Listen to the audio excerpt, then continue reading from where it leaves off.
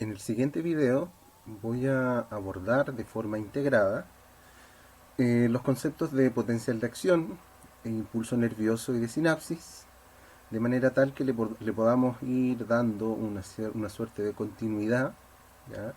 Y también que lo podamos aplicar a una situación bien concreta que la vamos a ir eh, precisando a lo largo de esta breve presentación.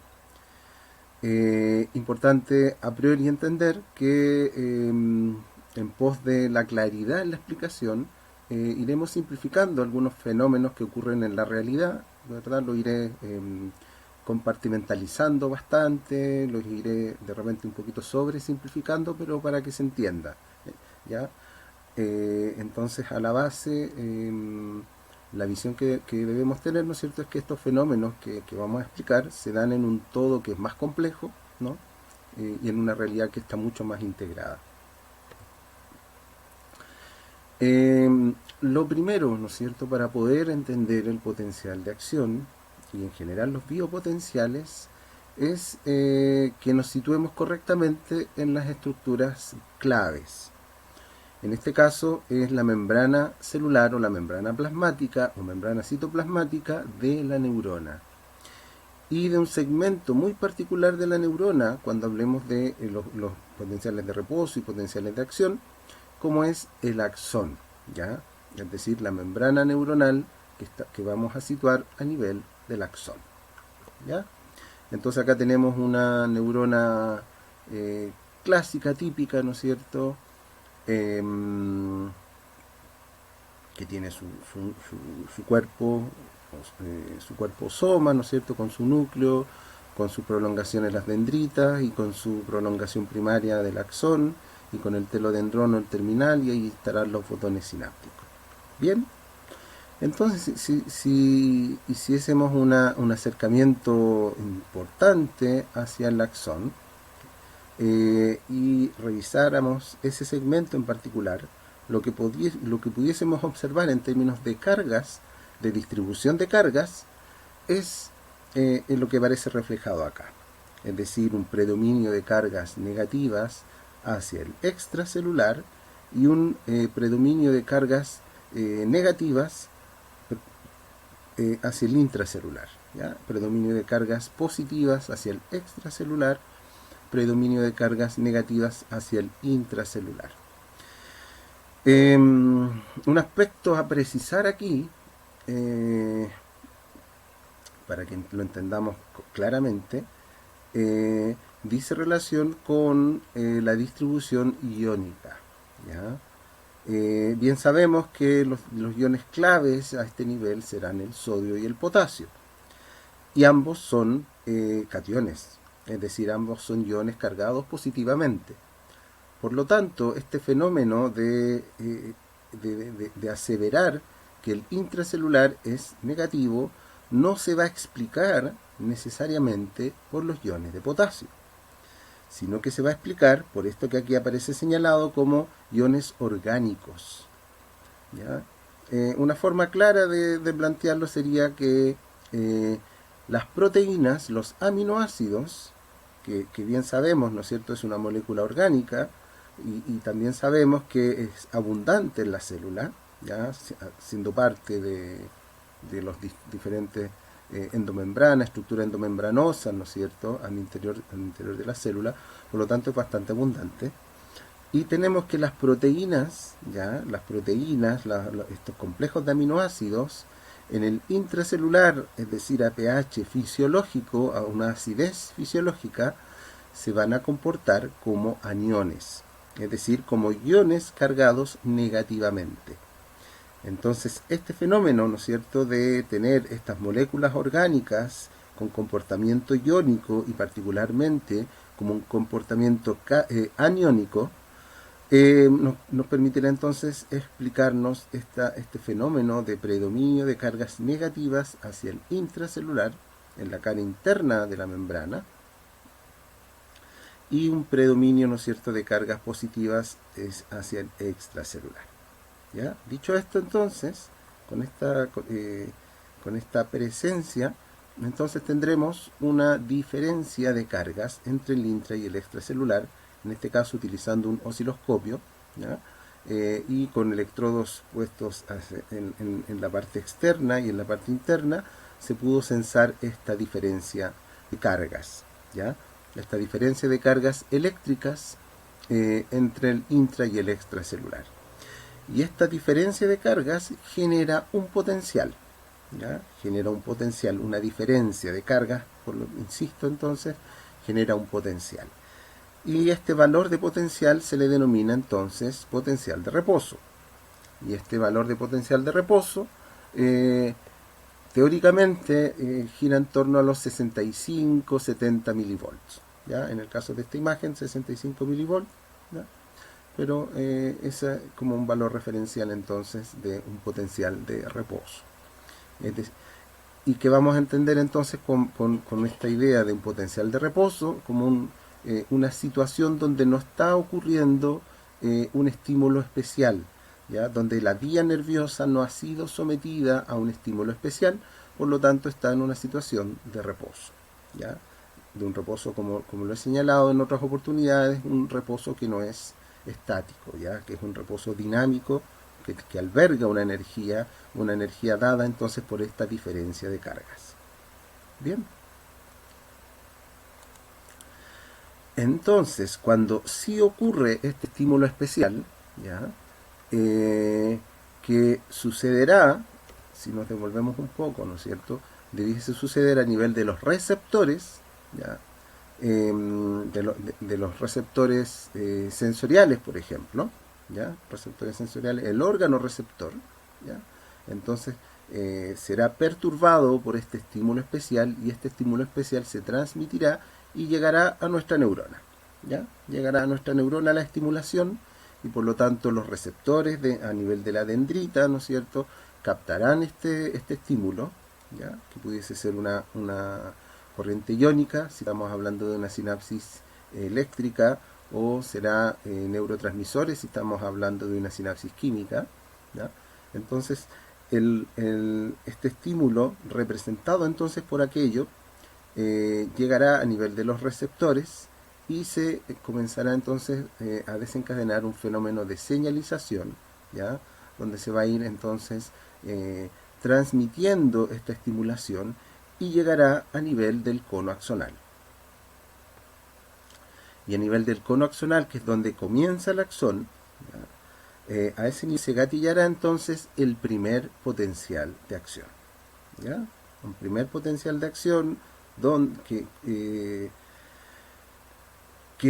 en el fondo a lo que obedece, ¿no es cierto?, es a que la estimulación fue de una magnitud tal que se alcanzó el valor umbral, y al alcanzar el valor umbral de esta neurona, ¿ya? El valor umbral de la membrana, al alcanzar el valor umbral entonces se gatillará este potencial de acción.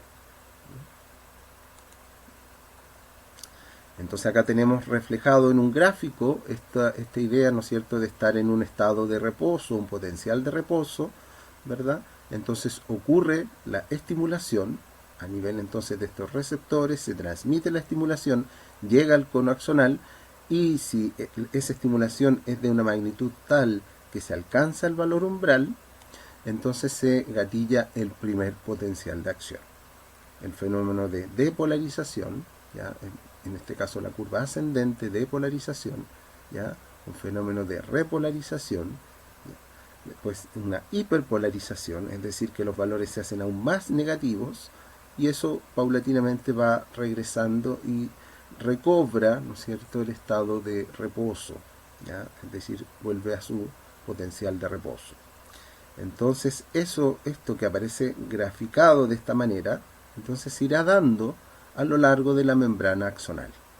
Desde el cono axonal, entonces se gatillará el primer potencial de acción, y luego el segundo, y así sucesivamente, es decir, se irá propagando, ¿ya? Y esa propagación a lo largo de la membrana del axón es lo que denominamos el impulso nervioso, ¿ya? Entonces un impulso que nace en el axón y que va a morir, va a terminarse, ¿ya?, también en el axón. Por eso entonces importante tener claro, ¿no? Que el impulso nervioso jamás irá pasando de una neurona a la otra. Nace y muere en el axón. Esa es una de las propiedades del impulso nervioso. ¿Ya? Y esta... ¿Y por qué será tan importante? ¿Por qué debiese ocurrir, ¿no es cierto?, este impulso nervioso? Porque esto es lo que desembocará a nivel del telodendrono del terminal axonal en una serie de fenómenos que posibilitarán que ocurra la sinapsis. ¿Ya? Entonces, este potencial de acción se gatilló acá, ¿no es cierto?, a nivel de, tomando como referencia ahora esta neurona, entonces se gatillará a nivel del cono axonal y este irá viajando, en este caso están estas vainas de mielina, entonces irá viajando de forma saltatoria el impulso nervioso, es decir, se irán gatillando en cada segmento, en cada nodo de Ranvier. En cada nodo de Ranvier se irán generando potenciales de acción y este entonces se irá desplazando y va a llegar a nivel entonces del telodendrono del terminal axonal. En cuyos extremos vamos a encontrar el botón sináptico, que es lo que está representado acá y que también está representado acá. ¿Ya? Esta imagen nos ayuda a reflejar el cómo sucesivos botones sinápticos podrán estar viéndose activados en un mismo momento. ¿Ya? En este caso, entonces, lo que estamos mirando es una sinapsis de carácter químico. ¿Y químico por qué? Porque lo que se están liberando son neurotransmisores. Y la sinapsis química sabemos que es la más frecuente, ¿verdad? Es la más frecuente en el sistema nervioso central. ¿Ya? Inmensamente superior a la sinapsis eléctrica, ¿ya? En cuanto a la evidencia que se tiene, al conocimiento que se ha ido logrando, ¿verdad? Se ha visto que es pero muchísimo más abundante la sinapsis química a nivel del sistema nervioso central. Bien, entonces tenemos que este impulso llegó al final del axón, a nivel del telodendrón, y en el botón o pie terminal, o botón sináptico o pie terminal, ahí es donde entonces se liberarán, inducido entonces por este impulso nervioso. El impulso nervioso, al llegar al telodendrón, ¿no es cierto?, induce una serie de cambios, induce una serie de fenómenos que desembocarán en liberación de los neurotransmisores. Es decir, si ese impulso nervioso no hubiese llegado, ¿no es cierto?, no hubiese llegado acá, al terminal, a nivel del botón sináptico, entonces no se hubiesen liberado los neurotransmisores y por lo tanto la estimulación no se hubiese transmitido de la neurona 2 o 3 hacia la neurona 4 o 5, dependiendo de en qué nivel de la vía, ¿no es cierto?, nos estemos refiriendo. Bien, ahora, esta misma situación llevémosla a un fenómeno concreto, ¿ya? A un fenómeno concreto que nos ayude a lo mejor a graficar un poquito más, a aterrizar un poquito más esta situación. Entonces, bien es sabido que tenemos infinidad de vías nerviosas distribuidas a lo largo de nuestro cuerpo.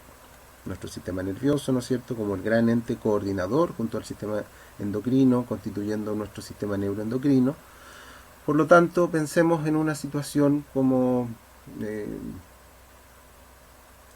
una situación que nos toque de cerca, que sea contingente, como pudiese ser en este momento, ¿no es cierto?, la información que nos llega en torno al coronavirus, ¿ya? La información que escuchamos, pensemos en información que escuchamos, ¿ya? Dada toda esta situación, ¿no es cierto?, que llevamos arrastrando hace ya varios meses, hay personas que están particularmente sensibilizadas con el tema. Dentro de las recomendaciones, por ejemplo, hemos escuchado que se nos dice que evitemos escuchar mucho noticias, pero muchas veces es inevitable que tal vez estamos haciendo otra cosa dentro de la casa, además con esta dinámica, ¿no es cierto?, de estar más domiciliados, ¿m? Como diría Giannini. Eh, entonces, por el hecho de estar más presentes en la casa, hay fenómenos que ocurren en nuestro hogar de los cuales se nos hace más difícil abstraernos. Entonces, si alguien está viendo tele, ¿no es cierto?, probablemente vamos a escuchar igualmente en algún momento. Bien, entonces pensemos en la situación donde vamos pasando y escuchamos información en torno a, las, a los contagios, que ha habido un alza, ¿no es cierto? Ha habido un alza en el número de positivos, en el número de casos nuevos del día de ayer al día de hoy. Ya, una situación en esa índole. Entonces, diremos, es un estímulo, como lo dije al inicio, pensando en simplificar muchísimo la información, pensemos que ya es una información, es un estímulo auditivo, pero que tiene una connotación, tiene una carga emocional. ¿Ya? Manejemos solo esas dos variables. ¿Ya? Un estímulo auditivo.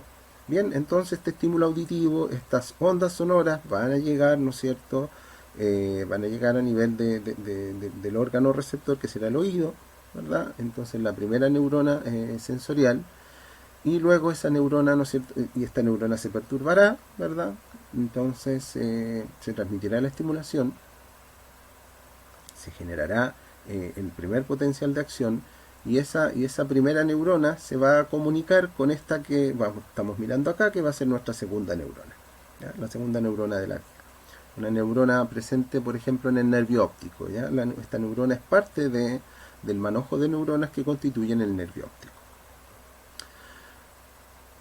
Perdón, el nervio auditivo. Nervio auditivo, eso. ¿Ya? El nervio auditivo. ¿Ya? Entonces, nervio auditivo, estamos mirando una de las neuronas que constituyen el nervio auditivo. ¿Ya?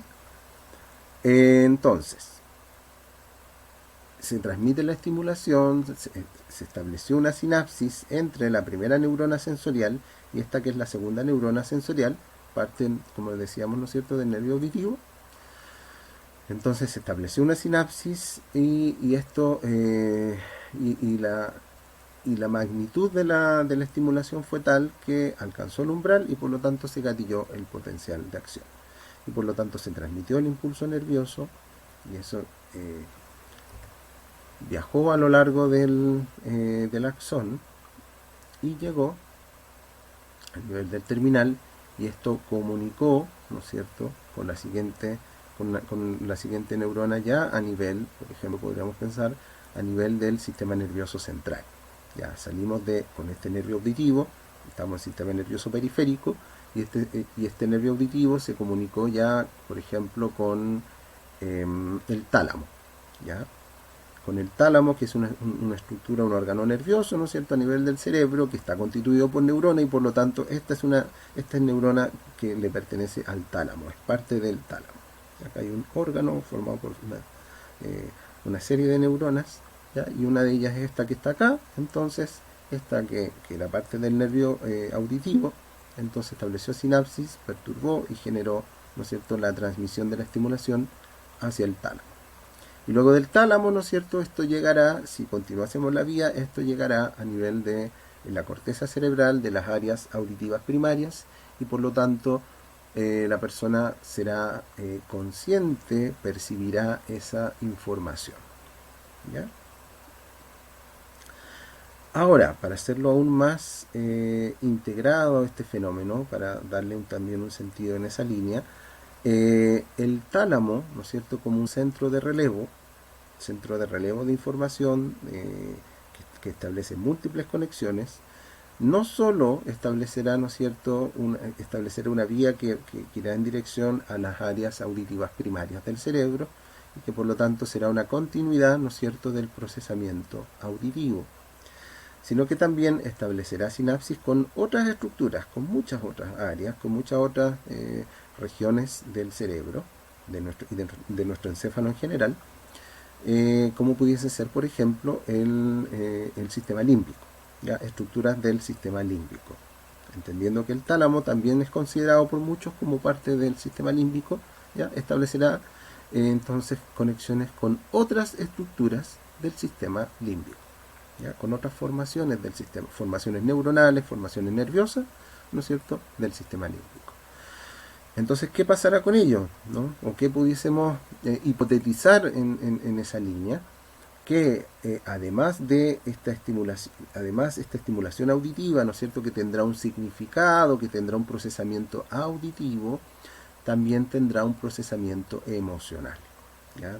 Por lo que decíamos, ¿no es cierto?, esta carga emocional, lo que les decía al inicio. Entonces esta información no es que en sí misma, y eso es lo que habría que entenderlo desde esta mirada, no es que en sí misma la información venga con una carga emocional, sino que esa carga emocional, ese valor, ¿no es cierto?, se lo brindamos nosotros. Y ese valor entonces vendrá dado, en este caso, por la representación que tendrá ese contenido en aquellas estructuras cerebrales encargadas justamente del procesamiento emocional, del procesamiento afectivo.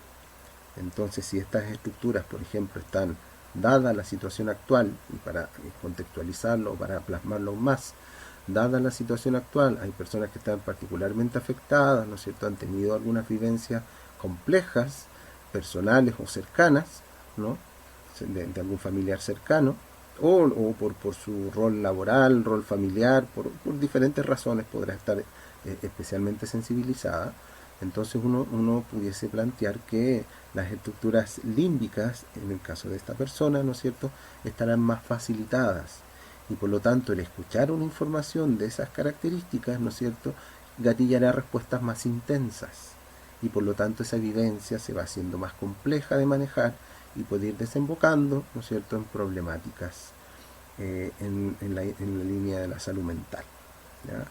Empezar a experimentar angustia, una ansiedad exacerbada, trastorno de ansiedad generalizado, etcétera.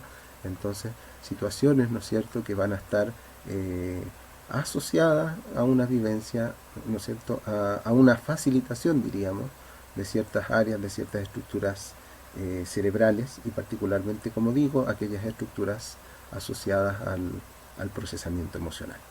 ¿Bien? Entonces, ahí tenemos graficado, ¿no es cierto?, a grandes rasgos, el cómo un fenómeno concreto, objetivo, como sería un mensaje, un dato, ¿verdad?, una onda sonora, un conjunto de ondas sonoras que constituyen, ¿no es cierto?, un mensaje audible, auditivo, viajará a lo largo de nuestras vías nerviosas, penetrando por el sistema nervioso periférico, accediendo a estructuras centrales, y al acceder a estructuras centrales, ¿no es cierto?, podrá ir divergiendo, podrá ir